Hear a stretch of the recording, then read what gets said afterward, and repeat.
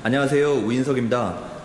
자, 오늘은 전기용접을 가지고 각 파이프 40에 40, 1.2에서 1.4T 정도 되는데 그 각 파이프를 위보기 자세로 한 3mm 정도의 갭이 있는 상태에서 아크 용접 이 CR13 고산화 티탄계 3.2파이 용접봉을 가지고 용접한 용접 부위를 보면서 어떻게 하면 이런 용접 결과가 나올 수 있었는지에 대해 좀 알려드리도록 하겠습니다.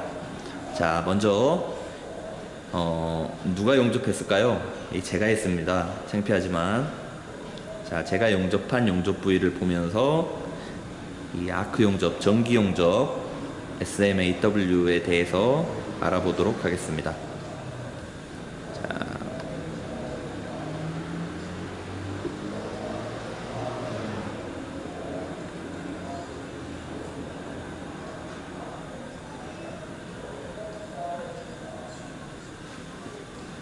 자, 지금 보고 계시는 데가 전기 용접으로 한 각 파이프 용접부인데 엉망이죠. 어떻게 이런 결과가 나왔을까요?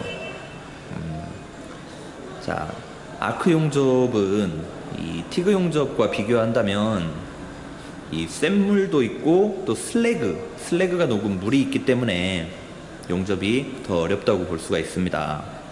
용융풀 관찰도 어렵지만 또 이 아크 쏠림, 내가 보내고자 하는 곳으로 아크를 보내기가 아르곤 용접보다 더 어렵습니다. 그리고 또 이 얇은 박판을 용접하는 데 있어서는 아르곤 용접에 비해 좀 더 세밀하게 전류 조종을 하기는 어렵습니다. 세밀하게 전류 조종하기가 어렵습니다. 왜냐하면 봉 자체가 2.6파이, 3.2파이 이렇기 때문에 봉이 3.2파이에 또 2.6파인데 저 부재 자체가 1.2에서 1.4T면 부재가 용납, 빵꾸가 날 확률이 높기 때문에 얇은 두께의 어떤 이 모재에 용접하는 거는 티그 용접에 비해 굉장히 어렵다고 볼 수가 있습니다. 특히나 자세가 아래보기면 좀 더 괜찮습니다. 근데 지금 저 용접 부위의 어떤 자세는 위보기 자세입니다.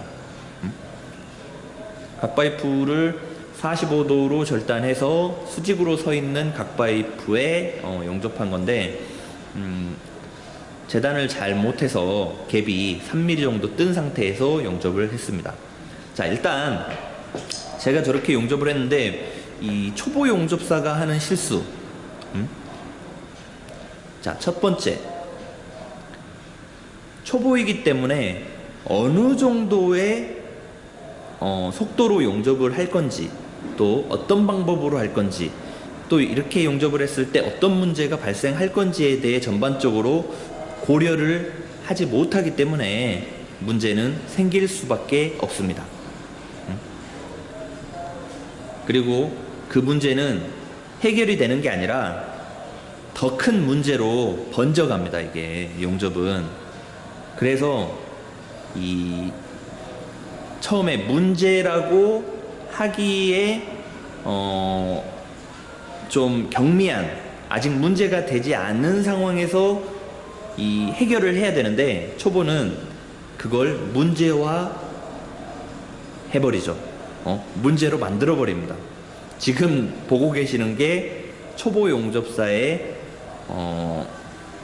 무모한 도전으로 이 고집으로 만든 용접부의 큰 문제를 보고 있는 거라고 볼 수 있습니다.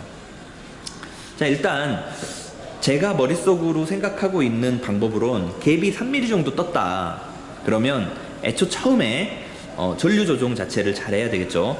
아크 용접기의 전류 조종을 용접이 되는 전류의 범위 내에서 좀 중간보다도 낮은 약간 하한치 정도의 전류를 설정하고, 그리고 외부에서 티그 용접봉과 같은 거, 이런 이 외부에 별도의 어떤 용접봉을 이 갭 부위에다가 대주면서 다리 역할을 할 수 있게 하면서 이렇게 스폰 용접, 직, 직, 직 이렇게 용접을 해야 되는데, 이런 용접봉을 사용했으면 더 좋았을 텐데 무모하게 이걸 사용하지 않고 그냥 용접으로 살을 채우고 채워서 이렇게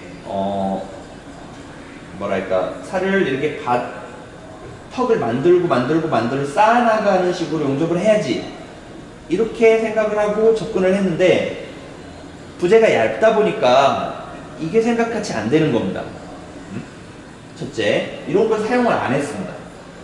그러니까 이런 걸 사용을 안 하면 어려워질 수 있다는 거를 경험이 있는 사람은 알기 때문에 굳이 무모한 도전을 하지 않고 이렇게 사용을 하는데, 사용을 하지 않고 문제가 되면 처음보다도 더 어려운 상황으로 이 용접이 진행이 되게 되어 있습니다. 이렇다 보면은 이제 하수에 초보의 티가 나는 거죠. 자, 다시 이야기하면 갭이 떠 있을 때 전기 용접을 할 때도 외부에서 이런 봉을 넣는다. 봉을 넣으면서 한방 직 한다. 첫 번째. 자, 그리고 두 번째. 자, 이런 용접은 기밀, 수밀, 뭔가 그 세면 안 되는, 이렇게 풀로 용접을 해야 되는 그런 용접 부위가 아닙니다.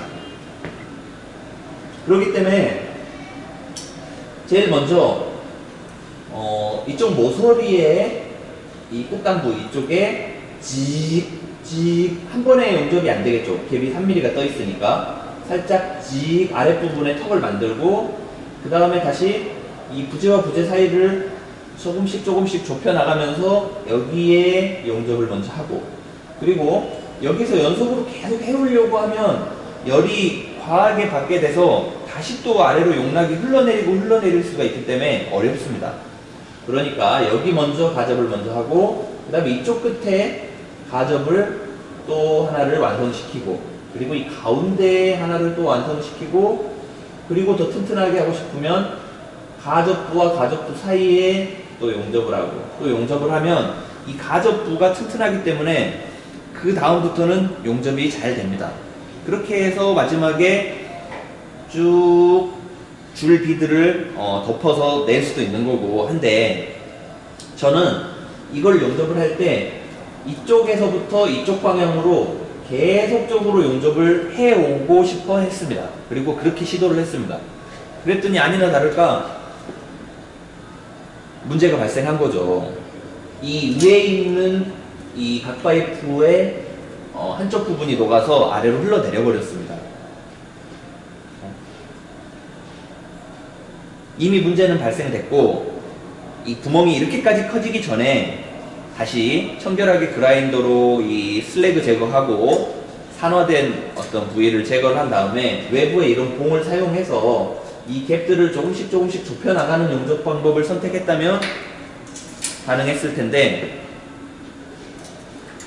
청소도 안 하고 그라인더로 이 용접 부위 보수 용접을 하기에 적합하게 그라인딩도 하지 않고, 그렇다고 전류도 처음에 약간 센 듯 했는데 그걸 내려서 적정한 전류로 조정도 하지 않고, 그리고 2.6파이 용접봉으로 사용을 해서 좀 더 낮은 전류로 용접을 할 수 있게 했어야 되는데 2.6파이도 없어서 3.2파이로 계속 썼고, 그리고 외부에서 이런 용접봉 공급도 하지 않고, 여튼 그냥 오기로 고집으로 한번 해보려고 했던 그런 사연이 있는 용접봉입니다. 이게 끝내 못 채웠습니다. 이거 끝내 그냥 이대로 남겨놨는데, 다음에 이와 같은 용접을 하게 된다면 다시 한번 이야기하겠습니다. 고집을 부리면 안 됩니다. 이게 그리고 만약에 이런 외부에서 공급하는 이런 봄을 사용하지 않을 때는 정말 조심스럽게 이 아래에 있는 수직으로 서 있는 각파이프에 한 덩어리를 붙이고 그리고 그 용접 부위를 이용해서 다시 한 덩어리 붙이고 굉장히 더딘 용접 속도지만 그렇게 해야만 됩니다. 이게 빨리 하려고 한다거나 이 시간을 단축하려고 한다거나 하면 문제가 되리라고 봅니다. 여튼 이 용접을 하는데 필요한 시간은 소모되게 되어 있습니다. 근데 경험이 없으니까 이 용접을 하는 데 있어서 어느 정도 시간을 투자해야 되는지에 대한 개념이 없기 때문에 그냥 막 서두르는 거죠. 그러다가 한 덩어리만 이렇게 용락이 딱 되면 그때부터는 진짜 함정에 빠진 것처럼 굉장히 어려워집니다.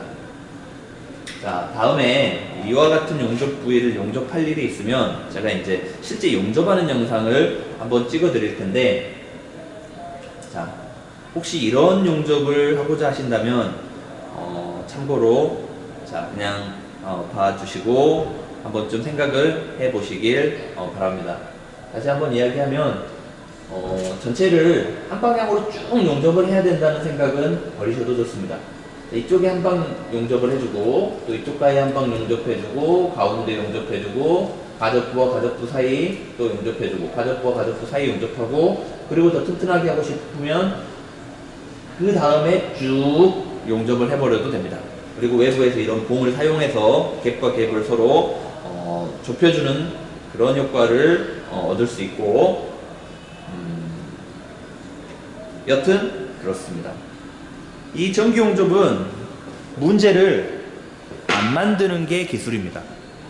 일단 한번 저렇게 용락이 형성이 되고 나면 그 아무리 용접을 잘하는 사람도 일단은 그냥 뾰족한 방법이 없습니다. 그냥 왜냐 얇기 때문에 뭐 충분한 시간을 가지고 용접을 해야만 됩니다.